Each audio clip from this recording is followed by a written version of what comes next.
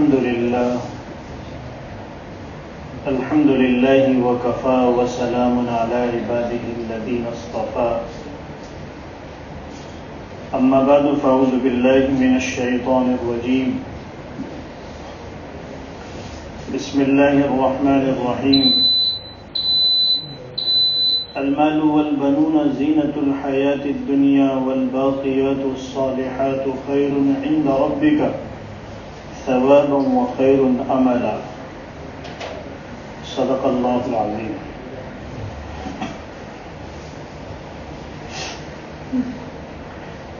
اللہ تبارک و تعالی نے دنیا کو انسانوں کے لیے وقتی اور ایک عارضی قیامگاہ قرار دیا ہے.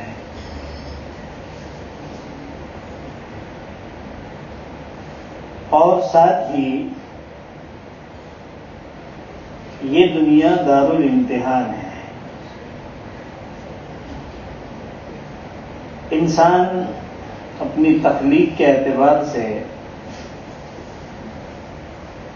اور اس کی ذات میں جو نفاست ہے، اس کے اپنے رہن سہن کا جو انداز ہے، اس سے تو وہ اس دنیا کی مخلوق پتہ نہیں چلتا.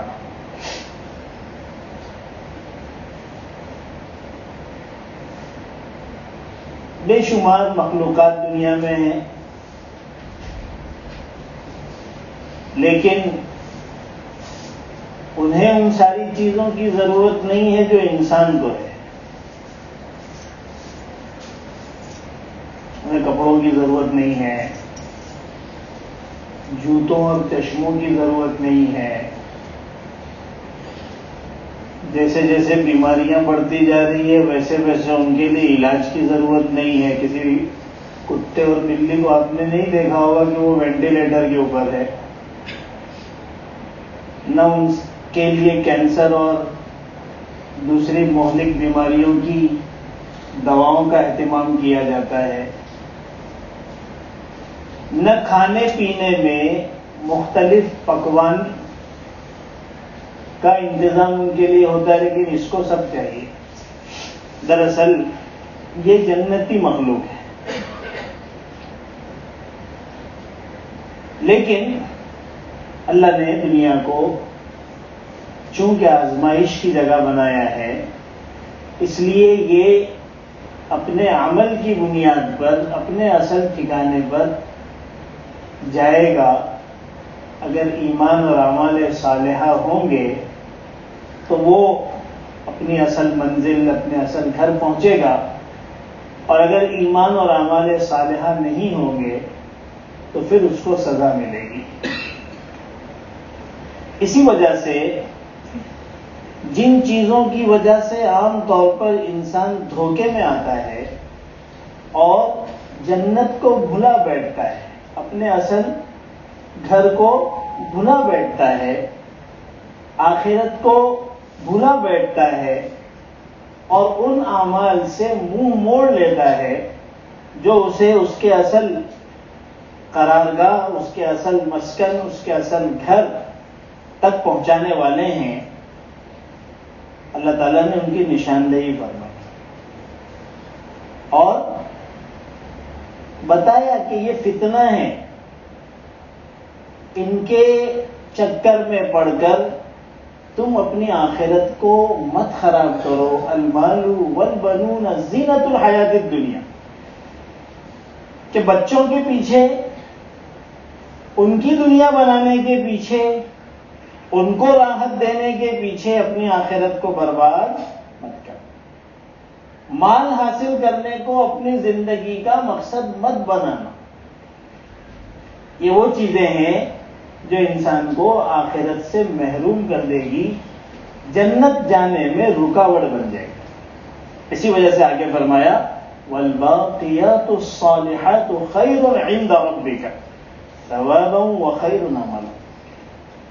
وہ چیزیں جو باقی رہنے والی ہیں، نیک اعمال، اچھے کام، اچھی کارکردگی، وہ ہے ثواب کی چیزیں، اور وہ ہے وہ چیز جس پر انسان بھروسہ کرے گا آخرت کے اندر وہ اس کو کام دے گا۔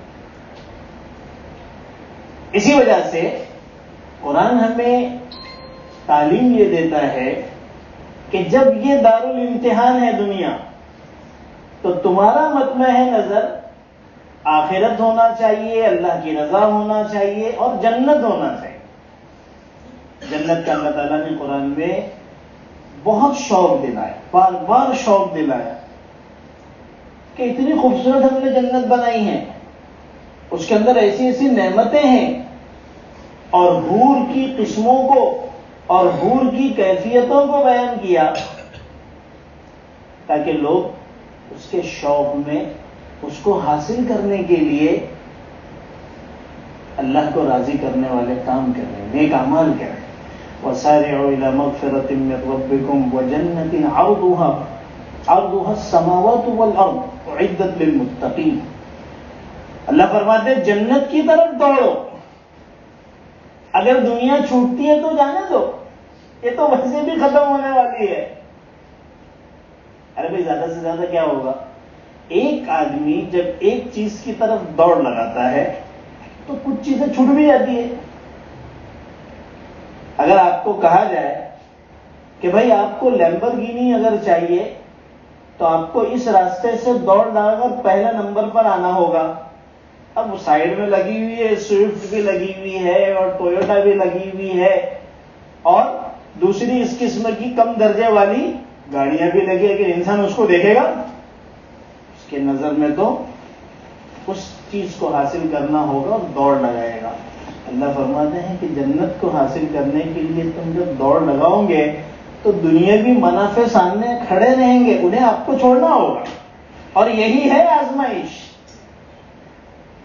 دکاندار کے سامنے گراہک آ کر کھڑا ہو جاتا ہے، کاروباری آدمی کے سامنے دوسرے بہت سارے معاملات آ کر کھڑے ہو جاتے ہیں، شادی بیاہ کے اندر بالکل نکاح کا وقت آ کر کھڑا ہو جاتا ہے، یا ریسیپشن کے معاملات ہوتے ہیں یا کھانے پینے کے معاملات ہوتے ہیں، دوستوں کے ساتھ گپ شپ لگ رہی ہے اور اذان ہو رہی ہے، اب دل چاہ رہا ہے کہ ان کے ساتھ ہی بیٹھے رکھے، لیکن یہی اس کی آزمائش ہے کہ وہ اس سب چیزوں کو چھوڑ کر اللہ کی طرف اور اللہ کی پکار کی طرف جاتا ہے یا ٹھنڈی کا موسم ہے، انسان کمبل میں ہے، خوبصورت اس کا گھر ہے، سارے معاملات خوبصورت ہیں، اب فجر کی اذان ہو رہی ہے، اب یہیں پر اس کا ہے امتحان۔ آپ سے وہ امتحان نہیں لیا جائے گا جو پہلی امتوں سے لیا گیا، کھالیں کھینچی گئی، آروں سے چیرا گیا، اس طرح سے امتحان اس امت سے نہیں لیا جائے گا، لیکن امتحان تو ہونا ہے، امتحان تو اللہ ضرور لیں گے۔ وَلَنَبْلُوَنَّكُمْ بِشَيْءٍ مِّنَ الْخَوْفِ وَالْجُوعِ وَنَقْصٍ مِّنَ الْأَمْوَالِ وَالْأَنفُسِ وَالثَّمَرَاتِ وَبَشِّرِ الصَّابِرِينَ۔ جو جمع رہے گا وہی کامیاب ہوگا۔ تو حضرات صحابہ حضور اکرم صلی اللہ علیہ وسلم کی صحبت میں رہتے تھے، آپ کی زندگیوں کو دیکھتے تھے، آیتوں کو، وحی کو اترتے ہوئے دیکھتے تھے، اور آپ کی تعلیمات کو سنتے تھے، تو آپ سمجھ چکے تھے، حضرات صحابہ جان چکے تھے کہ یہ دنیا کو چھوڑنا پڑے گا، دنیا اس رفتار میں پیچھے چھوٹے گی بڑی چیز کو حاصل کرنے کے لیے۔ اسی وجہ سے آپ ان کی زندگیوں میں دیکھیں گے، کیا دیکھیں گے کہ ان کی زندگی میں بھی ایک دوڑ لگی تھی، ایک مسارعت تھی، ایک مسابقت تھی، ایک سے بڑھنے کی، دوسرے میں صرف تمنا نہیں تھی، پوری کوشش تھی کہ بھئی کس طرح سے اس سے آگے بڑھے جائیں۔ جیسے ہم میں بھی مسارعت اور مسابقت ہے، ایک دوڑ ہماری زندگی میں بھی لگی ہوئی ہے، کوئی مجھ سے بولے یا نہ بولے، لیکن ہر ایک کے دل میں کہ میں اس سے آگے بڑھ جاؤں، ہر ایک نے دوسرے کو اپنا ایک آئیڈیل بنا کے رکھا ہے کہ مجھے اس سے آگے بڑھنا ہے، اپنی اپنی لائن کے اعتبار سے اس نے اتنا بنا لیا ہے تو مجھے اس کو کراس کرنا ہے۔ اب وہ اس نشے میں دن رات لگا ہوا ہے، آپ اس کی چال ڈھال سے دیکھیں گے، اس کی شکل و صورت سے دیکھیں گے، اس کی بول چال سے دیکھیں گے، آپ کو محسوس ہوگا کہ یہ کسی مقابلے میں لگا ہوا ہے۔ حضرت صحابہ بھی مقابلے میں لگے تھے، لیکن دنیاوی مقابلہ نہیں تھا، ان کا مقابلہ آخرت کا تھا۔ ان کا مقابلہ آخرت کا تھا کہ ہمیں آخرت کے اندر پہلے نمبر پر آنا ہے، ہمیں آخرت کے اندر مقربین میں سے ہونا ہے، ہمیں اللہ کا سب سے پسندیدہ بندہ بننا ہے، ہمیں حضور اکرم صلی اللہ علیہ وسلم کی معیت اور قربت میں رہنا ہے۔ اسی وجہ سے حضرت صحابہ فرماتے ہیں کہ ایک صحابی آیا، اللہ کے رسول صلی اللہ علیہ وسلم سے فرمایا کہ اللہ کے رسول، میرا حال یہ ہے کہ میں جب بھی اکیلا ہوتا ہوں، گھر میں رہتا ہوں اور آپ کا خیال آ جاتا ہے تو میں بے چین ہو جاتا ہوں، جب تک میں آپ کو دیکھ نہ لوں مجھے قرار، چنانچہ میں آتا ہوں، آ کر آپ کو دیکھتا ہوں، میری آنکھوں کو میں ٹھنڈا کر لیتا ہوں تو میرے دل کو سکون آ جاتا ہے۔ اے اللہ کے رسول، میرے ذہن میں یہ بات آ رہی ہے کہ دنیا میں تو یہ ممکن ہے، کہیں پر بھی ہوں سب کچھ چھوڑ چھاڑ کر میں آپ کو آگے دیکھ لیتا ہوں، لیکن جب ہم مر جائیں گے اور اپنے اپنی جگہ پر پہنچ جائیں گے تو آپ کا مقام تو ظاہر سی بات ہے کہ اس مقام کو دیکھنے میں انسان کی ٹوپی ہی گر جائے گی تب بھی نظر آنے والا نہیں ہے۔ میرا حال تو یہ ہے کہ مرنے کے بعد بھی مجھے قرار آنے والا نہیں ہے، میں تو آپ کو دیکھے بغیر رہ ہی نہیں سکتا۔ اللہ کے رسول وہاں کیا کریں؟ کوئی سلوشن ہے، کوئی حل ہے کہ وہاں پر بھی میں آپ کی زیارت کر؟ یہ ہے محبت۔ محبت وہ ہے جو انسان کو بے قرار بنا دیتی ہے۔ اللہ کے رسول نے بہت اچھا سا سلوشن دیا، المرء مع من احب، المرء مع من احب، جس کو جس سے محبت ہوگی اس کے ساتھ رہے گا۔ صحابہ فرماتے ہیں جب یہ حل ہمارے سامنے آیا، حضور اکرم صلی اللہ علیہ وسلم نے جب یہ بات ارشاد فرمائی، ہمیں سب سے زیادہ خوشی ہوئی۔ وہ دن ہمارے لیے سب سے زیادہ خوشی کا تھا، کیونکہ ہر صحابی اپنے آپ میں اللہ کے رسول سے حد سے زیادہ محبت کرنے والا تھا، فداکار تھے، وہ سب کچھ قربان کرنے کے لیے تیار تھے۔ آپ کے اشاروں پر وہ اپنی جان قربان کرنے کے لیے، آپ سے بڑھ کر ان کے نزدیک کوئی تھا ہی نہیں، وہ سب سے زیادہ خوشی۔ تو حضور اکرم صلی اللہ علیہ وسلم کی معیت حاصل کرنا ہو، اللہ تبارک و تعالیٰ کو راضی کرنا ہو، یہ چیزیں حضرات صحابہ میں کوٹ کوٹ کر بھری تھی۔ تو صحابہ بھی مقابلے میں تھے، لیکن وہ مقابلہ آخرت کا تھا کہ آخرت کے اندر کس طرح ہمیں اونچا درجہ ملے، وہاں کی ہمیں لمبرگینی کس طرح سے ملے، وہاں کے محلات ہمیں کس طرح سے ملے۔ جس چیز کا شوق اللہ دلا رہے ہوں تو ظاہر سی بات ہے اس سے بڑھ کر کیا چیز ہو سکتی ہے۔ اسی وجہ سے آپ حضرات صحابہ کی زندگی میں دیکھیں، ایک مرتبہ حضرت عمر رضی اللہ تعالیٰ عنہ نے سوچا کہ مجھے کوئی ایسا کام کرنا چاہیے جس سے میں ابو بکر سے آگے بڑھ جاؤں۔ ابو بکر کے پاس کیا تھا؟ وہ آخری جو سوئی تھی وہ بھی اٹھا کے دے دیا تھا غزوہ تبوک میں۔ گھر میں جھاڑو مارا اور جھاڑو مارنے کے بعد جو کچھ نکلا وہ سب جمع کر کے ایک سوئی کہیں پہ لٹکا کے رکھی تھی تو وہ تلاش کر رہے تھے دیوار پر، حدیثوں میں آیا ہے۔ پوچھا گیا بھئی کیا تلاش کر رہے ہو؟ وہ لوگوں نے سوئی لٹکایا، اس کو بھی اٹھا کر دے دیا۔ تو وہاں تو دنیا کچھ تھی ہی نہیں، تو کس چیز میں مقابلہ ہو رہا ہے؟ اللہ کو راضی کرنے والے اعمال میں۔ حضرت عمر رضی اللہ تعالیٰ نے فرمایا کہ مجھے ان سے آگے بڑھنا ہے، کیا کریں؟ ہر جگہ تو ابو بکر ہی ہے، ہاں مدینہ کے باہر جو ایک جنگل ہے وہاں پر ایک بڑھیا رہتی ہے، اس کا کوئی نہیں ہے، اس کی خدمت کرنا چاہیے، خدمت سے خدا ملتا ہے۔ چنانچہ حضرت عمر رضی اللہ تعالیٰ عنہ صبح پہنچے،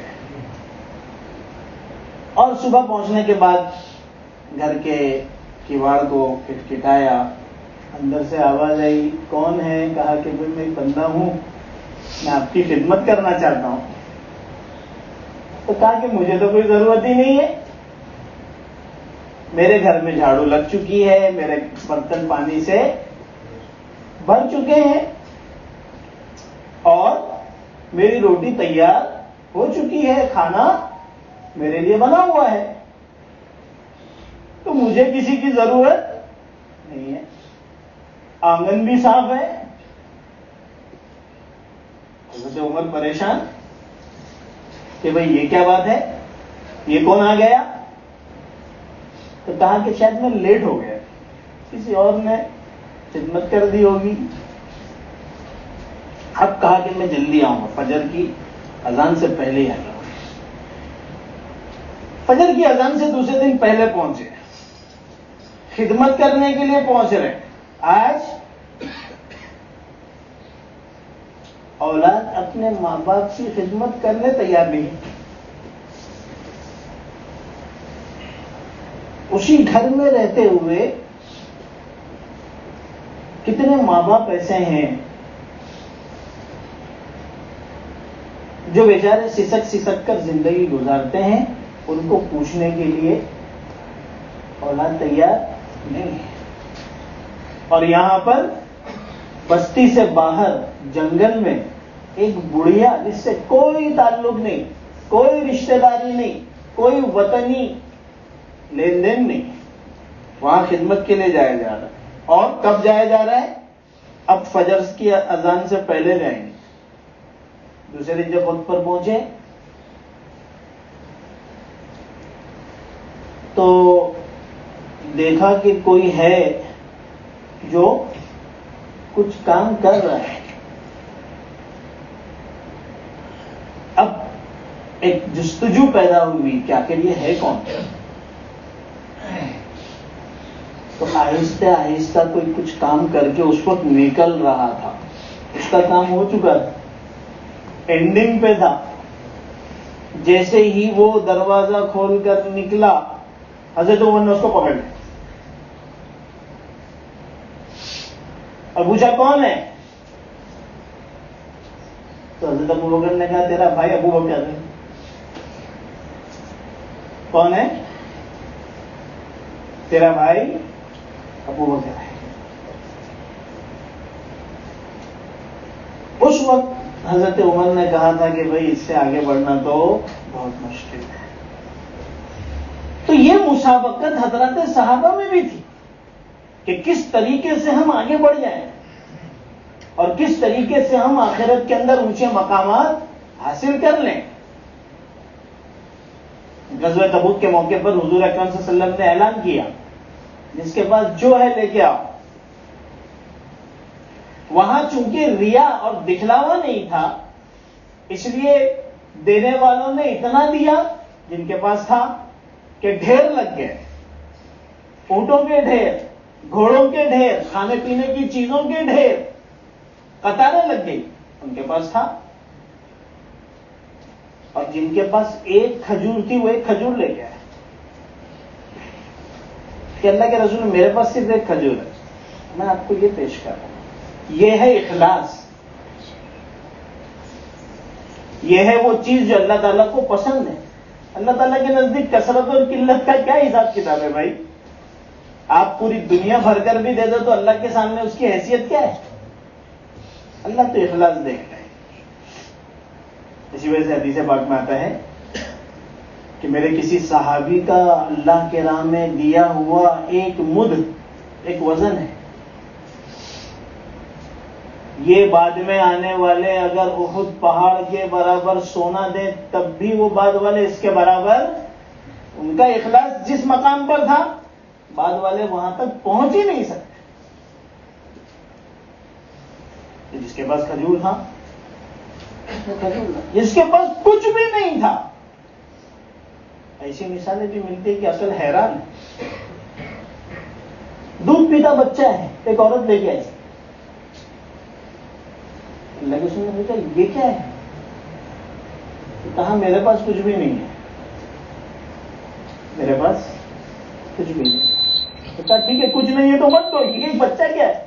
اللہ کے رسول اس کو قبول کر دی. ارے میں اس کو لے کر کیا کروں گا؟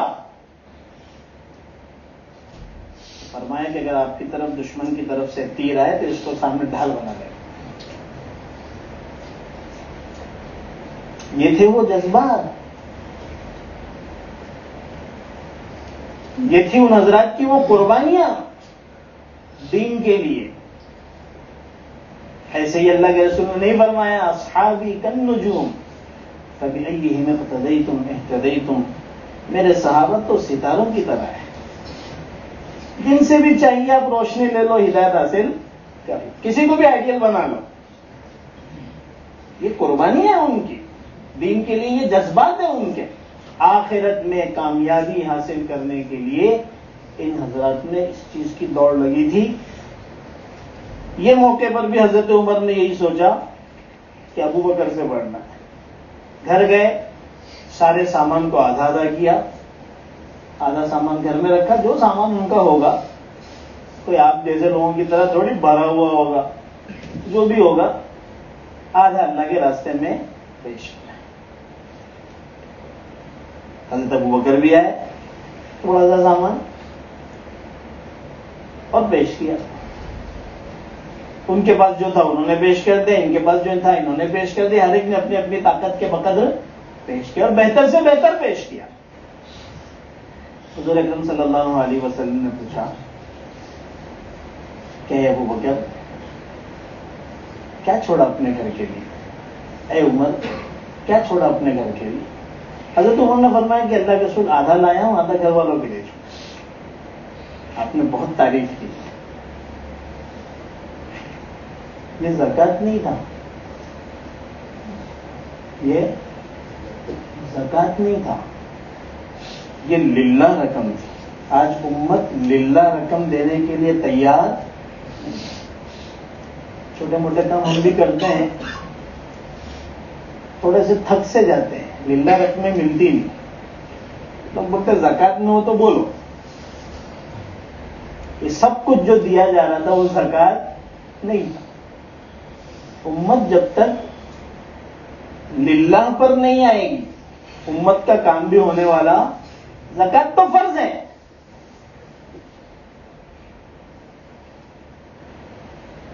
ان فی المال حق سوی الزکوٰۃ، مال کے اندر زکوٰۃ کے علاوہ بھی حقوق ہیں.